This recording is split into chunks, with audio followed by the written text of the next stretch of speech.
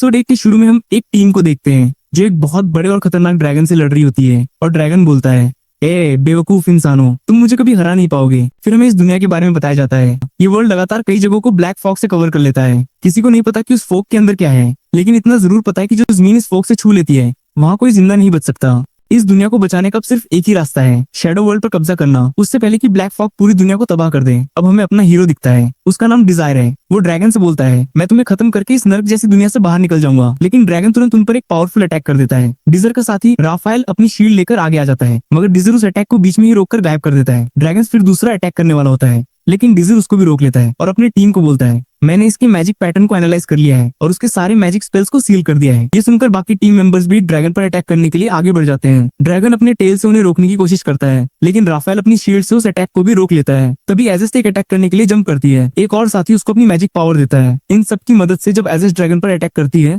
तो वहाँ एक बड़ा धमाका होता है और ड्रैगन वहीं खत्म हो जाता है। काम खत्म होने के बाद सब बहुत खुश हो जाते हैं और चैन की सांस लेते हैं। सब साथ में बैठकर बातें कर रहे होते हैं। तभी एक आदमी कहता है, अभी तक क्लियर होने का मैसेज नहीं आया। आमतौर पर तो हम अब तक अपने वर्ल्ड में वापस जा चुके होते हैं। डीजर बोलता है, शायद कोई प्रॉब्लम आ गई होगी, थोड़ा और इंतजार कर लेते हैं। दूसरा आदमी बोलता है, हाँ तुम सही कह रहे हो, लेकिन उस ड्रैगन से लड़ने वाले 15 लाख लोगों में से सिर्फ हम 6 ही जिंदा बचे हैं। ये सुनकर डीजर सोचने लगता है, हाँ इस दुनिया ने मुझसे सब कुछ छीन लिया है, मेरे दोस्त, मेरे साथी, मेरा सब कुछ। तभी एक लड़की बोलती है, हम आखिरकार जीत हासिल कर लिए गाइस, अब ऐसे उदास बैठने का कोई मतलब नहीं। एक आदमी जवाब देता है, हम सच्चाई से मुंह नहीं मोड़ सकते, काफी सारे लोग मारे गए हैं और हमें फ्यूचर में इसका नतीजा भुगतना होगा। लड़की सबका मूड लिफ्ट करने के लिए बात पलट देती है और राफेल से कहती है, तुमने ड्रैगन से लड़ने में बहुत बड़ी मदद की थी, तुम काफी शानदार थे। राफेल बोलता है, नहीं ऐसा बिल्कुल नहीं, मुझसे ज्यादा तो हम डीजर की वजह से जीते हैं, अगर डीजर नहीं होता तो हम जीत नहीं पाते। दूसरा आदमी भी कहता है, अगर मैं सच बोलूं ना डीजर, तो मैंने कभी नहीं सोचा था कि तुम इस लड़ाई में किसी काम आओगे, लेकिन उस ड्रैगन के मैजिक स्पेल्स को एनालाइज करके उसकी पावर को रोक देना, ये तो मेरे बस की बात भी नहीं थी। इतनी पावर होने के बावजूद भी तुम्हें कोई नहीं जानता था, ऐसा क्यों है?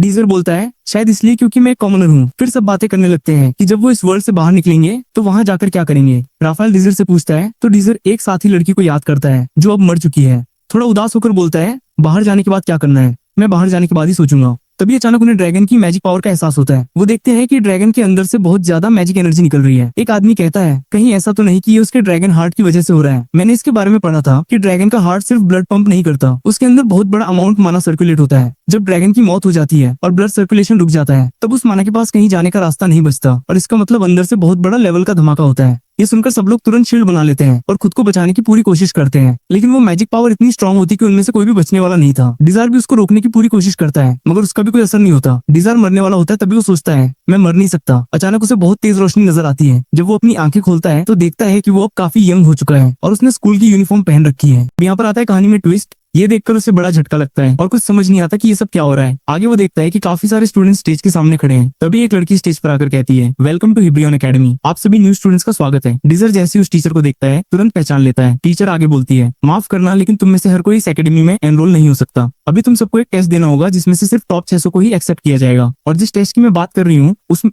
तुम्हें एक शैडो वर्ल्ड को पार करना है। यहाँ हम देखते हैं कि डिजर को ये सारी बातें पहले से ही पता होती है। वो काफी शॉक में भी था। टीचर कहती है, तुम सबको डरने की कोई जरूरत नहीं, ये शैडो वर्ल्ड हमने सिर्फ टेस्ट के लिए बनाया है, बाकी इसके आगे की बातें तुम्हारे सीनियर्स बता देंगे। और बस इसी के साथ साल 3613 का टेस्ट शुरू होता है। ये ईयर सुनकर डिजीर पूरी तरह समझ जाता है कि वो टाइम में काफी पीछे आ गया है। वो सोचता है उस ड्रैगन के खिलाफ लड़ाई 3616 में शुरू हुई थी और उसके अगले 10 सालों तक हम उस डंजन के अंदर लड़ते रहे, जहाँ आखिर में सब कुछ तबाह हो गया था। वो बाहर एक जगह पर जाकर बैठ जाता है। तभी वहाँ एक सीनियर लड़की आकर उससे कहती है, मैं तुम्हें हर जगह ढूंढ रही थी और तुम यहाँ बैठ गए हो, तुम डिजीर ही हो ना? डिजीर बोलता है, हाँ, और उससे माफी मांगता है। लड़की अपना इंट्रोडक्शन देती है, मेरा नाम लडोनिया है और मैं यहाँ सेकंड ईयर की स्टूडेंट हूँ, तुम्हें गाइड करने का काम मुझे मिला है। डिजर सोचता है, मुझे अच्छे से याद है कि लडोनिया एक जीनियस है जो फायर मैजिक यूज करती है और उसने एकेडमी रैंकिंग्स में फर्स्ट प्लेस हासिल किया था। जब लडोनिया डिजर का प्रोफाइल चेक करती है तो उसे पता लगता है कि वो कॉमनर है। बात तो सही है, लेकिन अगर तुमने टेस्ट पास कर भी लिया फिर भी तुम्हें बेटा क्लास में भेज दिया जाएगा। डिजर फिर सोचता है, हाँ मैं जानता हूँ, इस स्कूल में भेदभाव किया जाता है, नोबल्स को अल्फा क्लास में रखा जाता है और कॉमनर्स को बेटा क्लास में। अब वो चलकर अंदर जाते हैं। अंदर जाते हुए लाडोनिया फिर से बोलती है,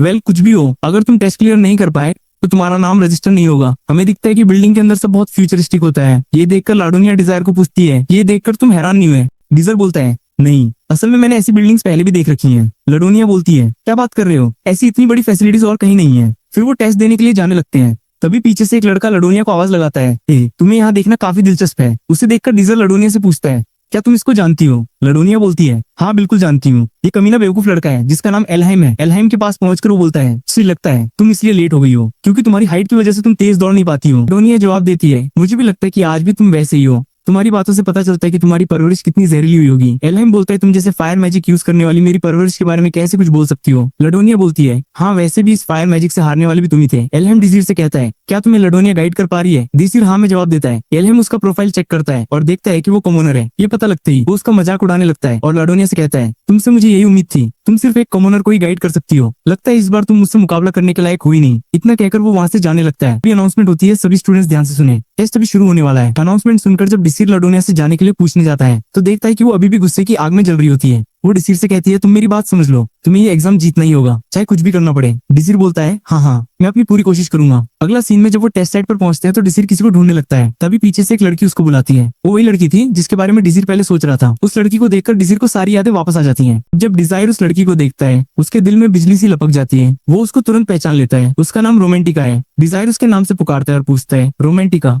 तुम ठीक हो ना? लेकिन रोमांटिका उसकी तरफ बिल्कुल हैरानी और कंफ्यूजन भरी नजरों से देखती है। डिजायर को एक झटके में समझ आ जाता है वो अभी पास्ट में है और रोमांटिका अभी उसको बिल्कुल नहीं जानती। डिजायर थोड़ा घबराकर लेकिन दिल संभालते हुए बोलता है, माफ करना, असल में मैंने तुम्हारा नाम ऊपर वाली लिस्ट में देखा था, हम दोनों एक ही ग्रुप में है ना, इसलिए। रोमांटिका सिर्फ ओ ठीक है कहकर वहां से चली जाती है। डिजायर अकेला रहकर गहरी सोच में डूब जाता है। उसके दिल में पुरानी यादें तेजी से उभरने लगती हैं। वो सोचता है, तुम मुझे कैसे भूल सकती हो? मैं तो तुम्हें हर पल याद हूँ। सिर्फ मैं ही जानता हूँ कि तुम्हें खोने के बाद मेरी जिंदगी कितनी सुनसान हो गई थी, इसलिए मैं दोबारा कभी तुम्हें उस भयानक हादसे से गुजरने नहीं दूंगा, कभी नहीं। अब सीन बदलता है और टेस्ट शुरू होने वाला होता है। लडोनिया डिजायर के पास आती है और सीरियस आवाज में बताती है, तुम ग्रुप डी में हो, यहाँ तुम्हें एक शैडो वर्ल्ड के अंदर रेस जीतनी है, डरने की कोई जरूरत नहीं, ये सिर्फ टेस्ट के लिए बनाया गया है, सेफ्टी सिस्टम भी है, अगर तुम्हें ज्यादा चोट लग जाए तो तुम तुरंत बाहर आ जाओगे। डीजर पूछता है, चोट क्यों आएगी? तभी पीछे से एल्हाइम आता है और तीखे स्वर में बोलता है, यहाँ दूसरे स्टूडेंट्स पर अटैक करना अलाउड है, इसलिए तुम्हारा इस टेस्ट को पास करना नामुमकिन है। एल्हाइम अपने साथ एक लड़की को इंट्रोड्यूस करता है और गर्व से कहता है, ये अजेस्ट है, एक असली मैजिक स्वॉर्ड्समैन। डीजर जैसे अजेस्ट को देखता है उसके चेहरे पर हल्की सी मुस्कान आ जाती है। दिल में वो सोचता है,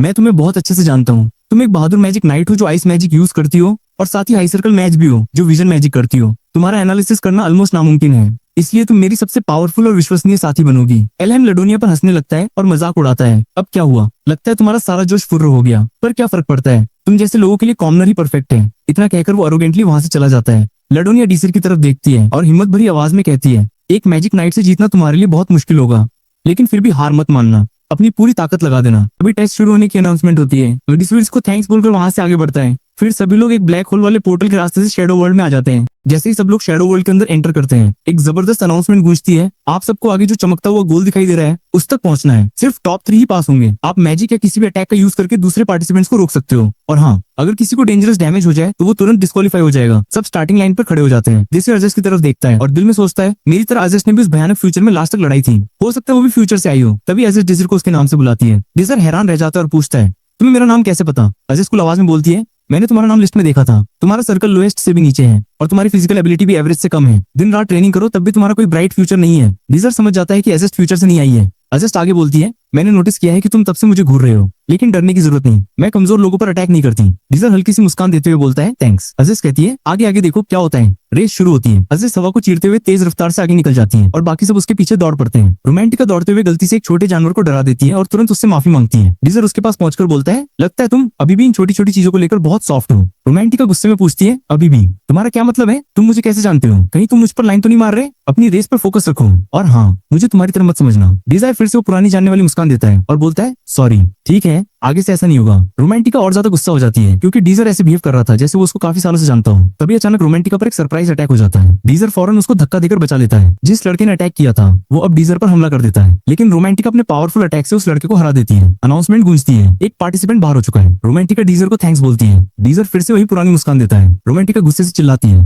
मेरे सामने ऐसी मुस्कान मत करो। डीजर बोलता है, क्या तुम्हें बाकी लोगों से आगे निकलना नहीं है? वो सब काफी आगे निकल चुके हैं। रोमांटिका गर्म होकर बोलती है, मैं तो अपनी असली एबिलिटी बाद में यूज करने वाली थी, लेकिन लगता है मुझे दिखानी ही पड़ेगी। वो तुरंत बहुत सारे मैजिक सर्कल बनाती हैं। ये एकेडमी के प्रोफेसर्स मैच को देख रहे थे। उनमें से एक प्रोफेसर एक्साइटेड होकर बोलता है, इस साल हमारी एकेडमी में एक असली मैजिक नाइट आ रही है, ये बहुत बड़ी खुशखबरी है। लेकिन दूसरा प्रोफेसर हंसने लगता है और कहता है, हाँ, लेकिन इसी ग्रुप में एक कॉमनर भी है। इस लड़की की किस्मत तो सच में बहुत खराब है, इस ढीले को भी मैजिक नाइट वाले पावरफुल ग्रुप में ही डाल दिया। सब प्रोफेसर डीजर पर हंसने लगते हैं। इधर रेस में 2 लड़के अजस्ट के बिल्कुल पीछे पीछे दौड़ रहे थे। तभी अचानक उनके पीछे से एक बहुत तेज और पावरफुल हवा खींचने लगती है। हवा इतनी स्ट्रॉन्ग थी कि वहां का एक बड़ा पेड़ जड़ से उखड़कर उन दोनों के ऊपर गिर पड़ता है। दोनों बेचारे उसी के साथ रेस से बाहर हो जाते। सारी चीजें एक्चुअली रोमांटिका के मैजिक की वजह से हो रही थी। वो जोर से चिल्लाती है, देखा ना मेरा असली कमाल। रोमांटिका आगे बोलती है, अभी तो हम सिर्फ 3 ही बचे हैं, मतलब हम दोनों तो आराम से पास हो जाएंगे। क्या तुम्हें लगा था मैं ऐसा बोलूंगी? नहीं, अब अगली बारी तुम्हारी है। अच्छा होगा अगर तुम खुद से बाहर हो जाओ, वरना बाद में बहुत दर्द होगा। मुझे मत कहना। डीजर फिर से वो पुरानी जानने वाली मुस्कान देता है और धीरे से बोलता है, मैं बाहर होने वाला नहीं हूँ। ये देखकर रोमांटिका का गुस्सा और भड़क जाता है। वो बिल्कुल आग बबूला होकर चिल्लाती है, अब देखूंगी तेरी 12 बजती है। वो जोर से चिल्लाती है, आओ देखती हूँ तेरा दम। और वहाँ पर एक साथ बहुत सारे मैजिक सर्कल्स बना लेती है। फिर वो डिजीर पर बहुत पावरफुल अटैक लॉन्च कर देती है। अटैक के बाद उसको पूरा विश्वास है कि डिजीर अब डिस्क्वालीफाई हो गया। लेकिन अगली पल डिजीर उसके सारे अटैक से बिल्कुल आसानी से बच जाता है और हल्की सी मुस्कान के साथ बोलता है, तो तुम इतने सारे सर्कल्स को एक साथ हैंडल कर लेती हो, तुम तो सच में कमाल हो यार। रोमांटिका उसकी तरफ देखती है और उसको बिल्कुल सही सलामत देखकर उसका मुंह खुला रह जाता है। डिजीर आगे बोलता है,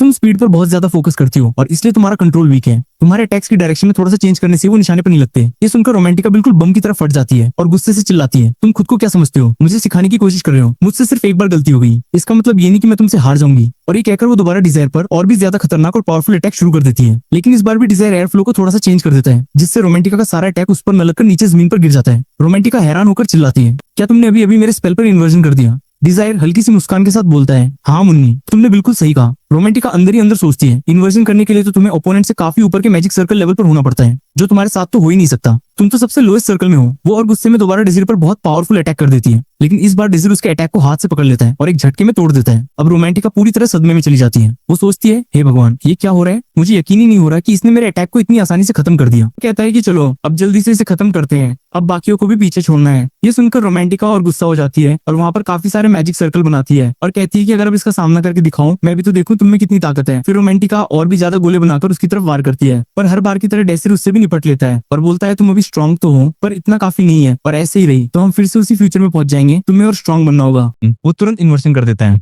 रोमांटिका के सारे अटैक्स गायब होने लगते हैं और उसके सारे मैजिक सर्कल्स एक झटके में खत्म हो जाते हैं। डिजायर उसके पास आकर अपने पैरों पर एक स्पेल यूज करता है। रोमांटिका हैरान होकर बोलती है, ये क्या कर रहे हो? ये तो बेसिक स्पेल है जिससे फ्रिक्शन रिमूव होता है। डिजायर बोलता है, हाँ तुम सही कह रहे हो, इस शैडो वर्ल्ड में चाहे हम कितना भी डैमेज क्यों न लें, हम मरने वाले नहीं है। वो अपने पीछे से फायर स्पेल कास्ट करता है। एक बड़ा धमाका होता है और डिजायर उस धमाके की तेजी का फायदा उठाकर बहुत तेज रफ्तार से आगे निकल जाता है। दूसरी तरफ आजिज गोल लाइन के बिल्कुल करीब पहुंच चुकी होती है, लेकिन उसे डिजायर के आने का एहसास हो जाता है। वो रुक जाती है और बोलती है, मुझे तो पता नहीं था कि तुमने रोमांटिका को कैसे हरा दिया, लेकिन मैं तुम्हें कमजोर बुलाने के लिए माफी चाहती हूँ। अजीज उस पर बहुत सारे मैजिक एरो से अटैक करती है। डिजायर तुरंत उसके स्पेल का एनालिसिस शुरू कर देता है। अजीज गर्म होकर बोलती है, अब मैं तुम्हें एक झटके में ही खत्म कर दूंगी, तुम कुछ एनालिसिस कर ही नहीं पाओगे। वो एक बहुत पावरफुल बड़ा अटैक लॉन्च करती है, लेकिन डिजायर उसकी डायरेक्शन चेंज कर देता है और अटैक जमीन पर गिरता है। बड़ा धमाका होता है। डिजायर तेजी से अजीज की तरफ बढ़ता है। अजीज स्वॉर्ड निकालने वाली होती है, तभी डिजायर उसके पास पहुंचकर बोलता है, इस रेस में एक दूसरे को हराना नहीं, फिनिश लाइन पर पहुंचना है, और तुम तो मुझे हराने पर जोर लगा रही हो। इतना कहकर डिजायर बिना किसी लड़ाई के एक झटके में फिनिश लाइन पर पहुंच जाता है और रेस जीत जाता है। खैर, इसी जबरदस्त जीत के साथ एपिसोड 2 यहीं पर खत्म हो जाता है। अब अगर आपको ये एनीमे अच्छा लगा हो तो वीडियो को एक बार लाइक जरूर कर देना, और अगर ऐसे वीडियोस और देखने हैं तो चैनल सब्सक्राइब कर देना, और कमेंट में बता देना कि मुझे वन पीस सीरीज को कंटिन्यू करना चाहिए, क्योंकि उसमें कॉपीराइट की बहुत दिक्कत होती है। पर फिर भी अगर आप वन पीस की सीरीज देखना चाहते हैं तो कमेंट में बताओ, हम फिर से उससे कंटिन्यू करेंगे।